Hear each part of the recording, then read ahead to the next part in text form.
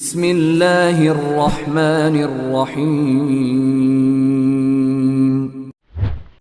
Kalau kita merasa kecewa dengan makhluk, kecewa dengan manusia, kecewa sama teman, kecewa sama pasangan, kekecewaan yang masih wajar, maka yakinlah Allah nggak akan pernah ngecewain kita.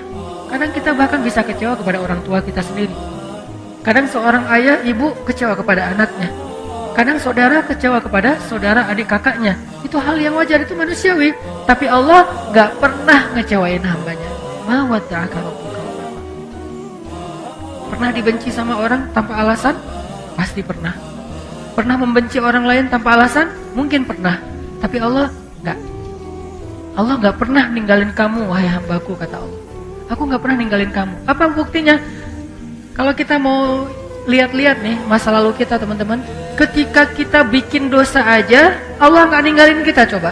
Apalagi ketika kita taat. Ketika kita bikin dosa, kita nggak sholat, kita banyak maksiat, kita sombong, kita ingkar, kita nggak ngerti agama, kita menjauh dari kebaikan, Allah nggak ninggalin kita, masih ditolong. Apa buktinya? Buktinya sekarang kita bisa hijrah. Siapa yang bikin kita hijrah kalau bukan Allah? Buktinya kita akhirnya sadar untuk taubat. Siapa yang menyadarkan kita kalau bukan Allah? Kok telat banget sih Ustaz disadarin? Enggak, dari sejak kita bikin dosa tuh Allah udah menyadarkan kita. Kita aja yang keras kepala, menolak peringatan dari Allah, menolak nasihat dari Allah, sering datang kepada kita. Tapi Allah nggak pernah meninggalkan kita. Padahal kita dosanya tuh cukup banyak, nggak ditinggalin sama Allah. Udah banyak dosa masih dipanggil sama Allah, dipanggil loh. Qul ya ibadiyalladzina asrafu ala anfusihim. Ya ibadi, wahai hamba-hambaku. Manggilnya lembut lah gitu. Kalau ayah manggil anaknya dengan bahasa lembut, ya bunayya. Kalau anak memanggil ayahnya dengan lembut, ya abati. Kalau anak memanggil ibunya dengan lembut, ya ummati. Karena Allah memanggil hambanya. Kalau hamba memanggil Allah dengan lembut, ya Rabbi. Sekarang Allah memanggil kita, ya abdi. Kalau jamak, ya ibadi. Padahal kita banyak dosa, tapi Allah masih bilang, ya ibadi. Bukan bilang, ya ayuhan nas. Enggak. Padahal banyak dosa kan? Allah langsung bilang, manusia, makhluk, kamu. Bisa aja gitu kan ya? Allah enggak bilang, ya ibadi. Alladzina asrafu ala anfusihim. Yang melampaui batas dan merugikan dirinya sendiri. Maksudnya apa? Yang banyak dosa. Kenapa Allah gak terus terang aja bilang, wahai hambaku yang banyak dosa? Allah menjaga perasaan kita. Udah banyak dosa, masih dijaga perasaannya, coba. Dalam teks Allah kepada kita. Ketika ibaratnya kalau ini adalah sebuah japrian, jadi ada orang yang kita pernah salah sama orang. Sehari, 2 hari, sebulan, setahun, bertahun-tahun, kita banyak salah sama dia.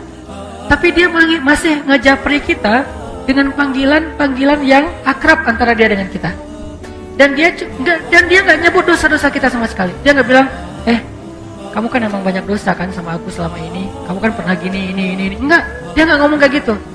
Friend, bro, bahasa-bahasa yang akrab antara kita dengan dia. Enggak sama sekali ngomongin dosa. Ada nggak orang kayak gitu? Nggak ada. Allah, udahlah kita banyak dosa, udahlah kita sombong banget, udahlah kita sering mengabaikan Allah, Allah sering gak kita waro, tapi begitu sesekali Allah manggil kita, panggilannya lembut, jaga perasaan lagi. Ya ibadi, alladzina asrafu ala anfusihim, hamba-hambaku yang melampaui batas. Gitu doang bahasanya. Bukan hamba-hambaku yang hina, hamba-hambaku yang kotor, hamba-hambaku yang pernah berzina, hamba-hambaku yang pernah membunuh, hamba-hambaku yang enggak, yang melampaui batas. Bahasa yang elegan. Tidakkah kita belajar dari Al-Quran? Al-Quran itu teks yang sangat elegan. Hadis, teks yang sangat elegan. Sejak kapan komen kita tidak lagi berkiblat kepada Al-Quran dan hadis? Kita mengaku pembaca Al-Quran, tapi kita komennya tidak Qurani. Kita mengaku mempelajari hadis, tapi komen kita tidak yunnah. Arti yunnah gak elegan seperti Nabi. Pernahkah Nabi menggunakan istilah-istilah yang tidak baik untuk orang lain? Sampai Nabi mengatakan apa? Kalau ada budak perempuan kalian berbuat zina, maka cambuklah dia, tapi jangan cela dia. Cambuk itu bagian dari hak agama, nggak boleh diabaikan, itu hak agama, bagian dari keadilan hukum. cambuklah dia, tapi jangan cela dia. Lalu kalau dia berzina lagi 2 kali, maka cambuklah dia, tapi jangan cela dia.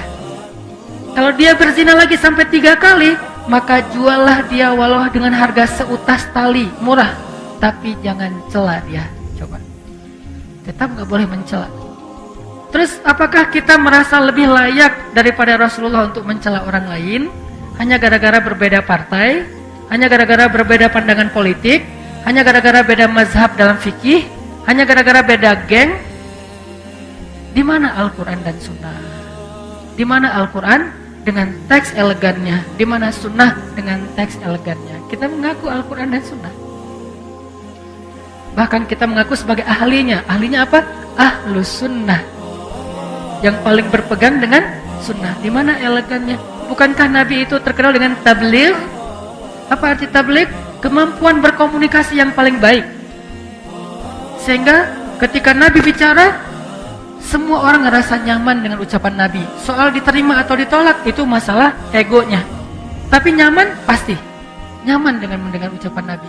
Sehingga Allah mengajarkan kita, bahkan kepada orang yang udah ngecewain Allah, Allah masih bilang, ya ibadi. Sampai ketika Nabi Musa mau ketemu Jibril, Allah tahu banget Musa. Karena Musa orangnya, karena beliau adalah orang yang gagah, karena beliau adalah orang yang terbiasa bicara belak-belakan, beda dengan Harun. Musa dan Harun ini 2 karakter yang berbeda. Harun diplomatis. Kalau Musa, dia apa adanya karakternya. Karena Allah tahu kayak gitu, akhirnya Allah bilang, waqula lahu qawlan layyinan. Nanti kalau ketemu Firaun, jangan lupa ya, ngomongnya pelan-pelan aja. Ya Allah. Layyin, yang lembut, yang santun, jangan marah-marah. Ketemu siapa? Firaun. Apakah kita lebih rendah daripada Firaun? Sehingga kita layak untuk dimarahi atau kita memarahi orang lain? Apakah teman kita hanya beda masalah sepele, dia lebih jelek dari Firaun? Enggak.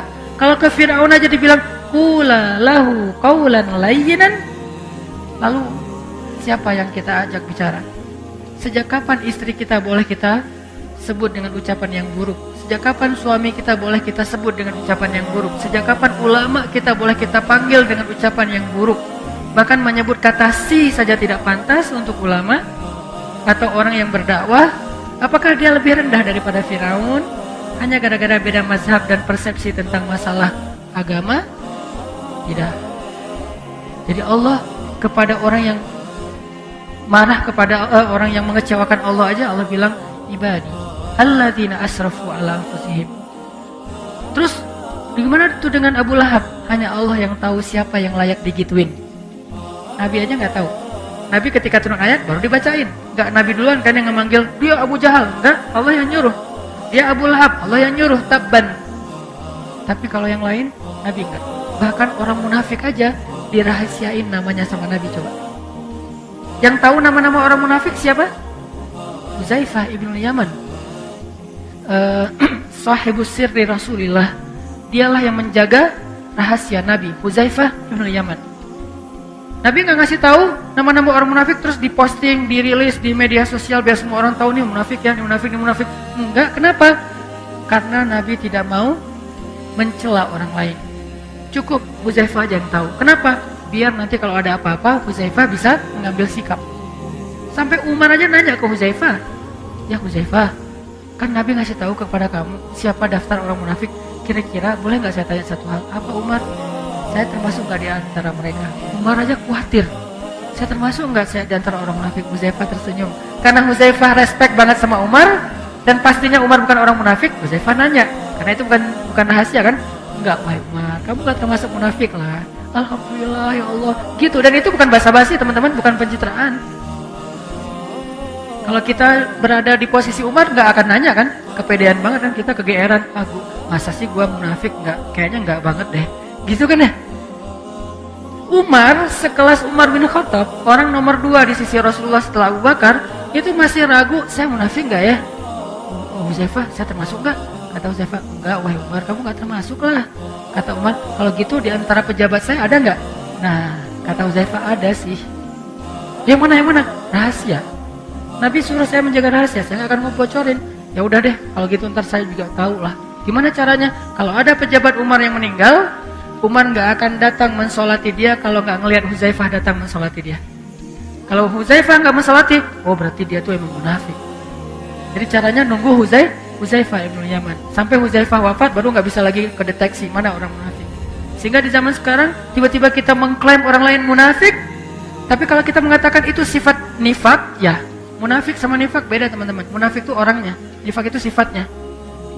Jadi tanda-tanda kemunafikan, tapi orangnya belum tentu disebut munafik. Tanda-tanda artinya jangan sampai kita mirip dengan tanda-tanda itu.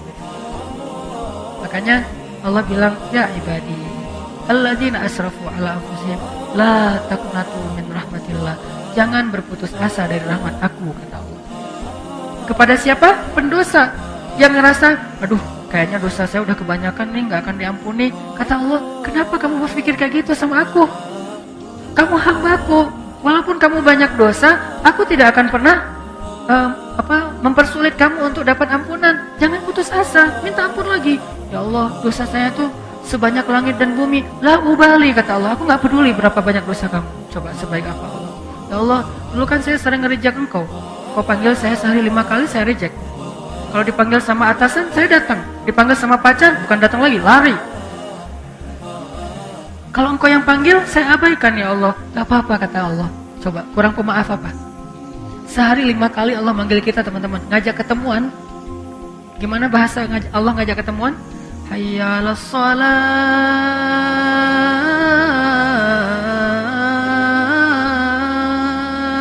Hambaku, ketemuan yuk. Kalau bahasa kita kan? Bahasa resminya apa? Mari kita sholat. Sholat itu artinya apa? Ketemu Allah kan? Kalau kalian seolah-olah kalian melihat Allah, kalau tidak melihat kalian yakinlah Allah melihat, ketemuan gitu. Allah ngajak ketemuan, bahasanya kalau diterjemahin selama ini resmi. Saya lebih senang menerjemahkan bahasa daily kita lah. Arti hayya 'alas shalah dalam keseharian kita, yuk ketemuan yuk. Allah ngajak kita ketemuan. Padahal kita yang butuh Allah, Allah nggak butuh kita, tapi Allah yang ngajak kita ketemuan. Hayya 'alas shalah.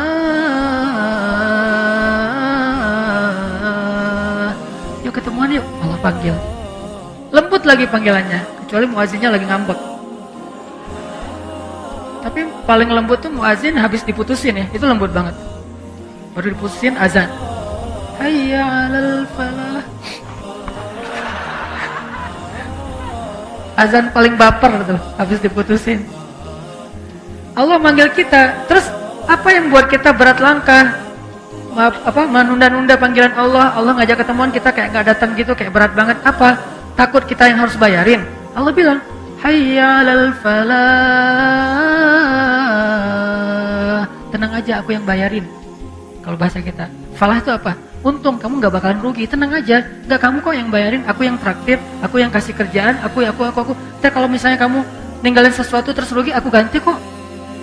Jadi Allah ngejanjiin kita nggak bakalan rugi dengan ketemuan sama Allah, kan gitu kan ya?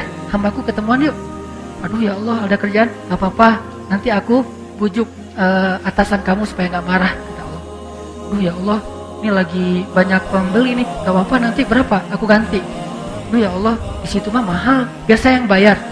Aduh ya Allah, apapun alasan kita karena kita takut rugi, Allah bilang nggak apa-apa, ketemuan aja. Hayya 'alal falah, kamu pasti untung. Alasannya apa lagi coba? Allah ngajak ketemuan, Allah ngejamin kita nggak bakalan rugi. Jadi kalau bahasa kita, hambaku ketemuan yuk, nggak usah khawatir, aku yang bayarin. Oh ada kerjaan ya, ntar aku gantiin. Oh ada pelanggan ya, ntar aku tambahin rezeki kamu. Terus apa alasan kita nggak datang? 5 kali sehari Allah panggil.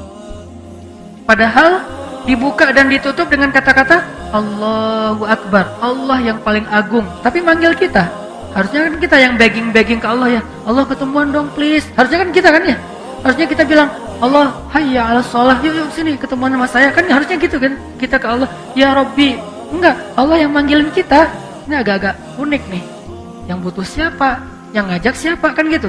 Padahal Allah gak butuh kita. Ghaniyun 'anil alamin. Allah gak butuh sama sekali. Kita kufur serentak semuanya, itu gak ngurangin kebesaran Allah walaupun tetes air di ujung jarum yang dicelupkan ke laut nggak berkurang gara-gara kita kufur.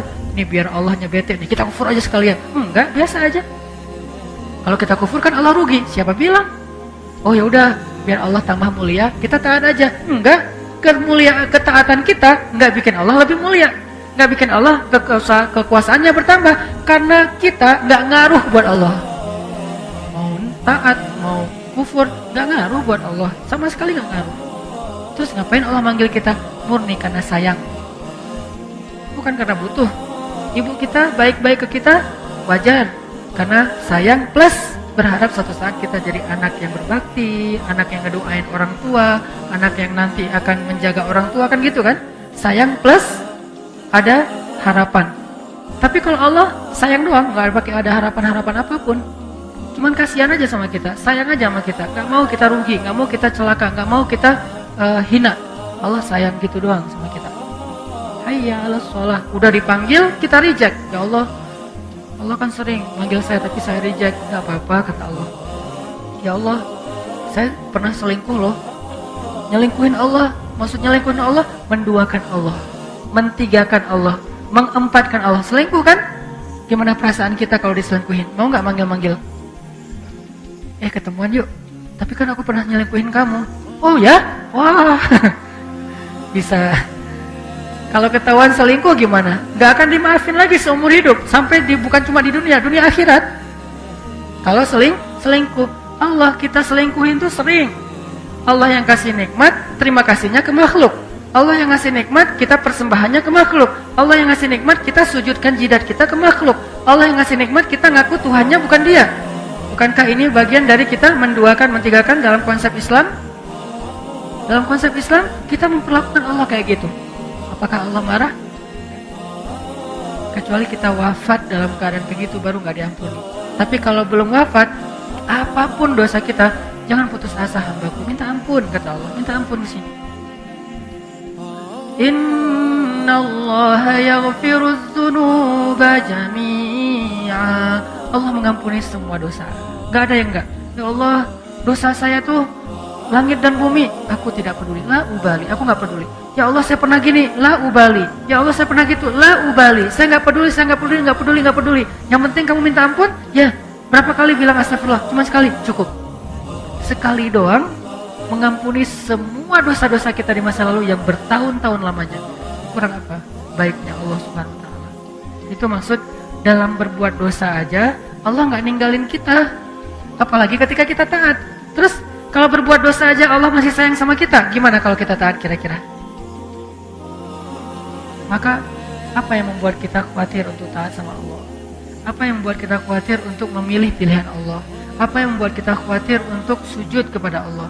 Apa yang membuat kita khawatir untuk melangkahkan kaki ke rumah Allah? Apa yang membuat kita khawatir untuk menyebut nama Allah? Apa yang membuat kita khawatir untuk berdoa kepada Allah? Apa yang membuat kita khawatir untuk tetap istiqomah di jalan Allah? Apa? Takut ditinggalin sama Allah? Dulu dosa aja gak ditinggalin, apalagi sekarang berpahala. Dulu maksiat aja Allah gak ninggalin, apalagi sekarang taat. Terus apa masalah kita? Bukti Allah gak ninggalin kita, sampai sekarang kita masih hidup. Sampai sekarang kita masih sehat. Sampai sekarang kita masih punya keluarga. Sampai sekarang kita dikasih hidayah lagi tuh. Berarti ma wadda'aka rabbuka wa ma qala.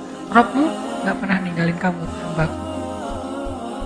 Ini dalam konteks kita. Kalau dalam konteks Nabi, karena beliau tidak pernah berbuat dosa, maksud tidak pernah meninggalkan tuh Allah selalu ngebimbing Nabi, selalu mencukupkan kebutuhan Nabi dan seterusnya dan seterusnya. Kalau dalam konteks kita, dalam kita bikin dosa aja Allah nggak ninggalin kita. Mungkin sebagian teman-teman pernah ngerasa hampir celaka gara-gara dosa kan ya, gara-gara tawuran, gara-gara perang antar geng, gara-gara narkoba, gara-gara maling, gara-gara apa, rampok. Mungkin pernah, termasuk dulu kan pernah tampil di sini juga seorang sahabat kita yang pernah ngerampok, udah gitu ketangkap sama warga, masa diikat, disiramin bensin, udah dinyalain tuh korek tuh, tinggal dilempar aja udah kebakar hidup-hidup. Di detik-detik itu injury time, tiba-tiba datang aparat, tiba-tiba datang polisi, akhirnya dia selamat masuk penjara. Di penjara dia belajar Islam, hijrah, taubat, alhamdulillah sekarang udah berubah. Dan bukankah banyak orang yang mengalami pengalaman kayak gitu? Siapa yang telah menyelamatkan dia? Siapa yang menahan tangan orang yang memegang korek api tadi untuk tidak langsung melempar? Siapa yang telah menjadikan aparat berwajib datang dengan waktu yang tepat? Harusnya kalau mau hitung-hitungan nih, gara-gara riba mungkin kita tuh udah celaka dari dulu. Tapi nggak celaka, cuma susah doang. Ya susah kita sendiri yang cari kan ya. Tapi celaka enggak. Allah tahan supaya kita celaka. Dan Allah tahan supaya kita segera taubat, supaya enggak nambah lagi. Mungkin kalau kita nambah lagi, udah celaka nih. Alhamdulillah kita dapat hidayah. Ya udah segitu aja deh hutang kita, 100 M. Kalau nggak dikasih hidayah mungkin 1 triliun. Karena 1 triliun juga kalau dimasukin ke perut manusia, itu nggak bikin dia kenyang kan? Bukankah kata Nabi, kalaupun dimasukin langit dan bumi ke perut manusia nggak bikin dia kenyang? Karena hawa nafsunya. Jadi karena Allah beri kita hidayah, ya udah deh cukup 100 M aja. Sekarang kamu tinggal mikirin gimana ngelunasin hutang-hutang kamu. Bukan terpuruk sampai sekian ratus M. Allah tetap menyelamatkan kita, teman-teman. Ma wadda'aka rabbuka wa ma qala. Sekarang kita belajar, bisa nggak ketika kita sepi, ketika kita sendiri, kita tetap merasa ada yang nemenin. Ini yang kita coba pelajari. Al-unsu billah, kalau dalam bahasa pesantrennya. Apa arti al-unsu billah?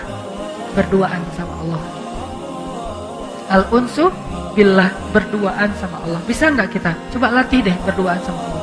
Salah satu cara melatih berduaan dengan Allah, ya ayyuhal muzzammil qumil laila illa qalila. Wahai orang yang berselimut, bangun, bangun. Coba kamu berdiri di malam hari. Kenapa? Karena inna nasyiatal lail hiya asyaddu wat'an wa aqwamu qila. Lebih berasa kalau malam tuh. Di situ kita melatih al-unsu billah. Sehingga kalau orang udah sukses melatih al-unsu billah, berduaan dengan Allah, dia mau kemana aja nggak gampang baperan ketika ditinggalkan orang lain, ketika dicuekin, ketika diabaikan, ketika. Enggak, kenapa? La tahzan, innallah ma'ana. Gak usah khawatir, gak usah sedih, ada Allah. Itu nggak akan berasa, teman-teman, kalau Allah itu nggak berarti dalam diri kita. Ya sih, tapi kurang. Katanya hasbunallah, tapi kok kurang? Nah, kita latih. Latihannya apa? Salah satunya dengan malam berdiri, kalau nggak hafal banyak ayat, buka. Boleh Ustaz baca Quran? Sebagian besar ulama mengatakan kalau sholat sunnah boleh. Saya mengambil pendapat itu. Buka, kita baca. Wadduha wal laili idza saja ma wadda'aka rabbuka wa ma qala walal akhiratu khairul laka minal ula. Ulangi lagi. Ma wadda'aka rabbuka wa ma qala. Ingat, tadi kata Ustaz Hanan maksudnya ini. Ingat lagi materi-materi ini. Ya, dulu waktu saya banyak dosa, Allah enggak ninggalin saya. Masa sekarang ditinggalin? Ma wadda'aka rabbuka wa ma qala. Dulu saya banyak dosa, Allah enggak ninggalin. Masa sekarang setelah saya hijrah ditinggalin? Ma wadda. Ulang-ulang ayat itu. Itu cara kita ngelatih berduaan dengan Allah. Romantis sama Allah. Kalau bahasa sosmednya ngejapri Allah. Bukan sekedar rame. Kita ada ibadah sifatnya kolosal, sholat berjamaah. Ada ibadah yang sifatnya personal touch, privasi banget, cuman berdua dengan Allah aja. Qiyam malam hari, duduk tilawah. Atau habis subuh, latihan yang lebih ringan lagi habis subuh. Atau duha. Karena bangunnya mungkin jam 9, oke lah. Walaupun kurang oke sih sebetulnya. Habis subuh, Aisyah itu melatih berdoa, bukan melatih lagi, mengamalkan berduaan dengan Allah habis subuh. Karena biasanya Aisyah itu kan habis subuh dengan Nabi ya. Habis subuh bantuin Nabi, habis subuh jalan sama Nabi, jalan pagi gitu. Habis subuh ngerjain apa dengan Nabi. Sekarang apa? Habis subuh Nabi udah wafat. Aisyah sendiri, dia kangen sama Rasulullah. Dia kangen dengan suaminya, dia kangen dengan nabinya, dia kangen dengan kekasihnya. Gak ada, karena udah wafat. Ngapain? Habis subuh, Aisyah tilawah 1 ayat. 1 ayat sampai zuhur. 1 ayat. Famanallahu alaina wa waqana adzabas samum. Tadabbur, nangis, sujud, doa. Baca lagi. Famanallahu alaina wa waqana adzabas samum. Nangis lagi, sujud lagi, doa. Faman, gitu aja terus. Dari mulai habis subuh sampai zuhur, 1 ayat. Apa arti ayatnya? Ayatnya tentang Allah baik banget sama kita. Dulu kita dalam keadaan tidak paham agama, Allah yang memahamkan kita. Dulu kita berada di tepi jurang neraka, Allah menyelamatkan kita. Dulu kita begini, sekarang begini. Famanallahu alaina wa waqana adzabas samum. Ayatnya bebas, yang mana aja, sesuai dengan kasus atau masalah kita masing-masing. Coba rasain berduaan dengan Allah itu senikmat curhat dengan makhluk. Harusnya lebih sih, tapi latihan gak apa-apa deh. Berduaan dengan Allah itu kayak berduaan dengan pacar halal. Berduaan dengan Allah itu kan kita kalau lagi pengen berduaan sama pacar halal kita, istri atau suami kita, gak mau diganggu orang ya. Bahkan kalau ketemu orang di kayak lagi makan di kafe, tiba-tiba ketemu teman, itu kayak aduh, kok sekarang sih ketemu dia kan lagi pengen berdua tuh. Terus orang itu nggak paham lah gitu. Wah, kebenaran nih, aku satu meja ya, ngeganggu ya. Ada orang kan agak-agak nggak pengertian nih. Akhirnya dia duduk bareng kita diem aja, dia heboh sendiri. Nah, kita bisa nggak gitu ketika lagi berduaan sama Allah nggak mau diganggu? Ada waktu seperti itu, tapi ada waktunya kita memang dengan makhluk, dengan manusia, hablum minan nas. Tapi ini ada waktunya pengen berduaan aja sama Allah. Sampai Nabi juga ketika mau berduaan sama Allah, Nabi di masjid, nggak di rumah sholatnya. Padahal kalau di rumah bisa aja, tapi beliau ke masjid biar nggak ada yang gangguin. Ini teman-teman, ma wadda'aka rabbuka wa ma qala. Insyaallah pada kesempatan yang akan datang kita lanjutkan kalimat yang lain dari surat At-Tuha. Mudah-mudahan satu demi satu ayat yang kita pahami ini bisa jadi fast charging iman kita. Kan fast charging itu nggak butuh panjang-panjang ya. Satu ayat langsung ngecas. Nah, ini namanya fast charging. Coba nanti diulang ayat ma wadda'aka rabbuka wa ma qala. Mudah-mudahan itu bisa bikin kita la tahzan, gak usah khawatir. Innallaha ma'ana. Allah bersama kita. Itu aja yang bisa saya sampaikan. Semoga Allah Subhanahu wa taala memberi kita taufik setelah hidayah, artinya setelah kita faham kita bisa mengamalkan, dan semoga Allah Subhanahu wa taala menambahkan untuk kita kebaikan setiap bertambah ilmu, dan kebaikan itu menjadi bermanfaat buat orang-orang di sekitar kita.